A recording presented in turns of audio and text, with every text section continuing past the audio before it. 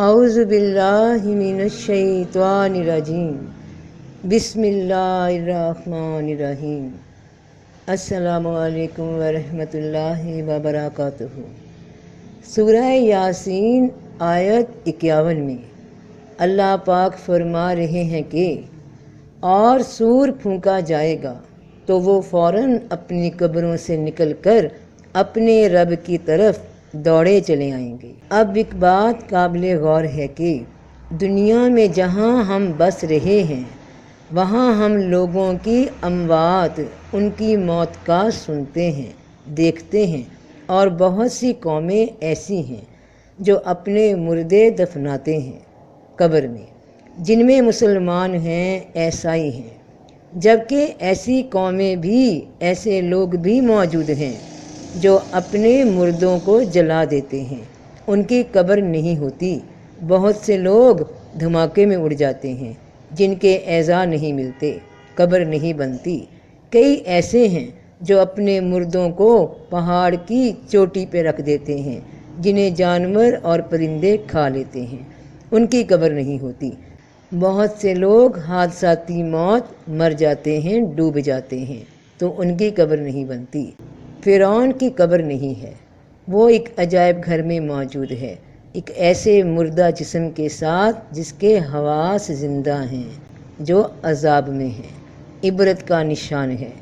اور اگر مرنے کے بعد عذاب صرف قبر والوں کو ہی ہونا ہے تو دو ہی قومیں نمایاں ہیں جو اپنے مردے قبروں میں دفناتے ہیں، جیسا کہ میں نے پہلے ذکر کیا، مسلمان اور کرسچنز۔ کیا صرف ان کو ہی مرنے کے بعد ان کے گناہوں کے سبب عذاب ملنا ہے؟ باقی قومیں، باقی کافر، ناشکرے بندے کیا سب فارغ؟ اور اگر ایسا نہیں تو پھر یہ سور پھونکنا کیا ہے؟ اور قبر کون سی ہے جن سے مردے نکل کر اپنے رب کی طرف دوڑیں گے؟ انسان کو کہا جاتا ہے کہ یہ عالم صغیر ہے، عالم کبیر پوری کائنات ہے، اور پوری کائنات جن عناصر سے مل کر بنی ہے وہ سب عناصر انسان میں موجود ہیں، جیسا کہ ہوا، پانی، آگ، مٹی۔ ہر انسان کو مٹی سے پیدا کیا گیا، چاہے وہ کسی بھی قوم کا ہے، کسی بھی مذہب کا ہے۔ اور جب اللہ پاک نے فرمایا فرشتوں سے کہ میں مٹی سے انسان بنا رہا ہوں زمین کے لیے، اور پھر جب انسان سے شیطان کے بہکاوے میں آ کر خطا ہو گئی تو اسے حکم دیا گیا کہ اترو یہاں سے، تمہارے لیے زمین میں ٹھکانا ہے اور ایک وقت تک نفع اٹھانا ہے۔ کہاں اترو؟ کیا زمین پہ؟ نہیں، کیونکہ جب یہ حکم دیا گیا انسان کو تب وہ جنت میں موجود تھا، اور جنت میں اپنے اصل وجود کے ساتھ موجود تھا، جیسا کہ آخرت میں انسان اپنے اصل وجود کے ساتھ، جو اصل حقیقی انسان ہے، اس حالت میں جنت میں جائے گا۔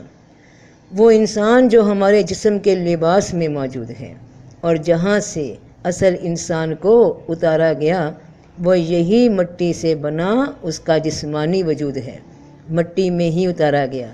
روح کے جسم کو مادیت میں اتارا گیا اور فرما دیا گیا کہ اب زمین میں رہو ایک مقرر وقت تک۔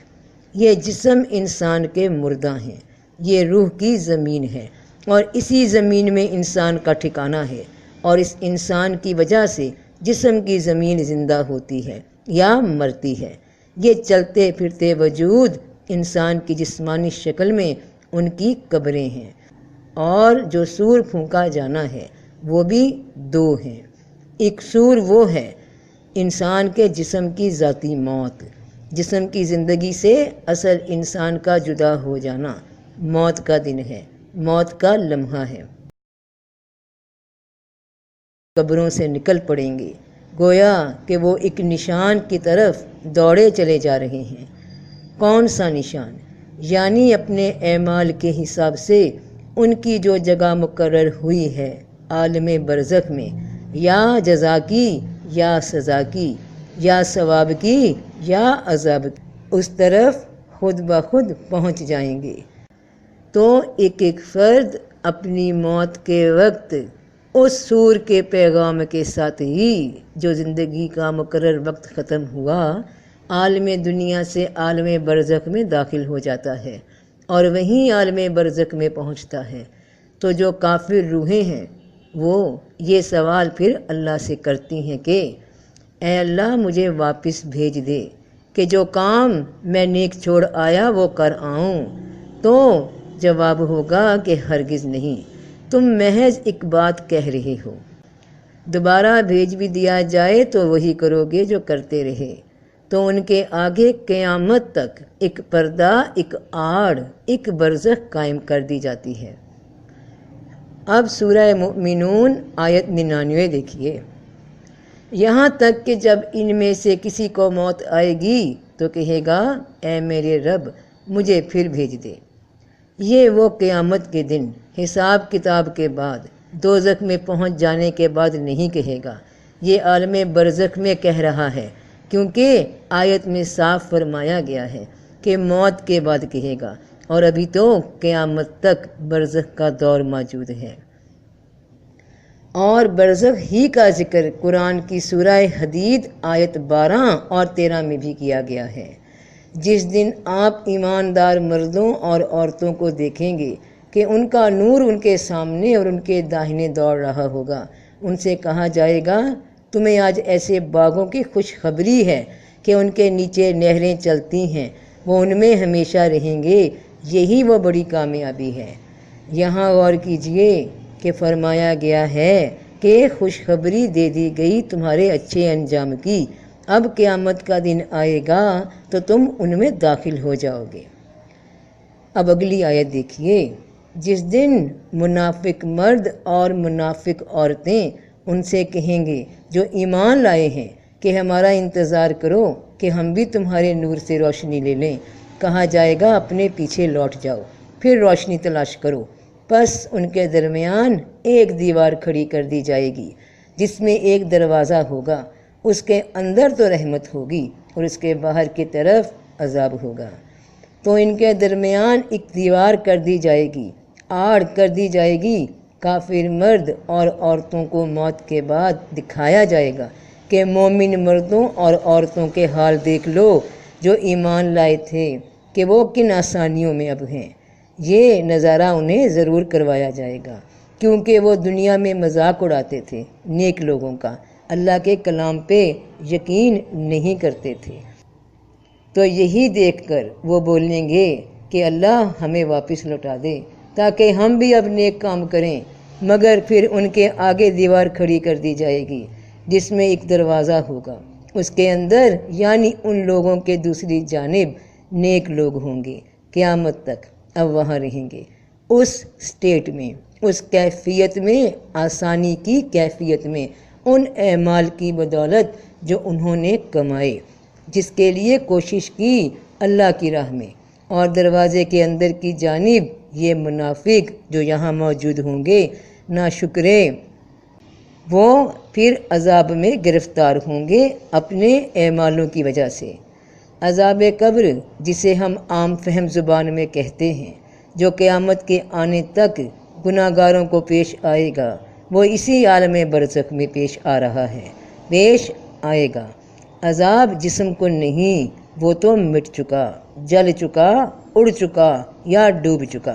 عذاب ہوتا ہے اصل انسان کو، اصل انسان جو جسم میں تکلیف کو، بیماری کو، صدمے کو، دکھ کو، درد کو حواس کی زبان میں باطنی طور پہ محسوس کرتا ہے، وہ انسان جسے جسم کی مٹی میں اتارا گیا تھا، وہ انسان جسم میں اس تکلیف اور کیفیت کو، اس عذاب کو اپنے اصل انسان کے روپ میں جھیلے گا، اور پھر قیامت تک ہر انسان اپنے اعمال کے حساب سے برزخ کے دور میں رہے گا۔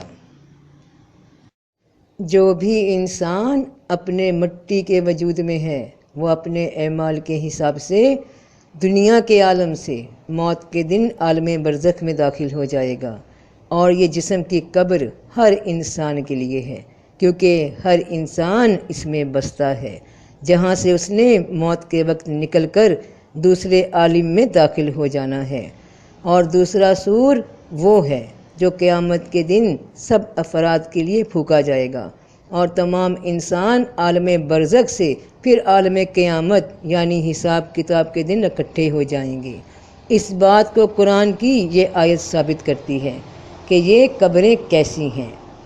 اور ہم نے دوزخ کے لیے بہت سے جن اور آدمی پیدا کیے ہیں، کیونکہ ان کے دل تو ہیں مگر اس سے سمجھتے نہیں، آنکھیں ہیں ان سے دیکھتے نہیں، کان ہیں ان سے سنتے نہیں، یہ تو ایسے ہیں جیسے جانور، بلکہ ان سے بھی گئے گزرے ہیں، کہ جو حقیقت کو دل رکھتے ہوئے بھی سمجھتے نہیں، جو سچائی دیکھ کر بھی آنکھیں بند کر لیتے ہیں، جو حق کو سن کر بھی کان رکھتے ہوئے بھی نہیں سن رہے، تو جو نہ سنے نہ دیکھے نہ سمجھے وہ مردہ ہوتا ہے، زندہ انسان نہیں، کیونکہ اللہ پاک فرماتے ہیں کہ اے ایمان والو، اللہ اور اس کے رسول کی پکار کا جواب دیا کرو جب وہ تمہیں پکارے تاکہ اللہ تمہیں زندہ کر دے۔ کیا مطلب بنتا ہے پھر اس آیت کا؟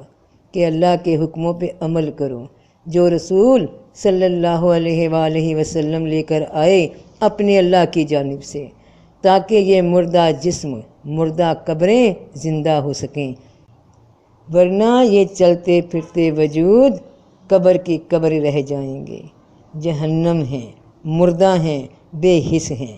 یہ زندہ تب ہی کہلاتے ہیں جب ان میں نور ہو، نیکی ہو، ہدایت ہو۔ تو سب کا بھلا، سب کی خیر، جیتے رہو بہن بھائیوں، بیٹے بیٹیوں، فی امان اللہ۔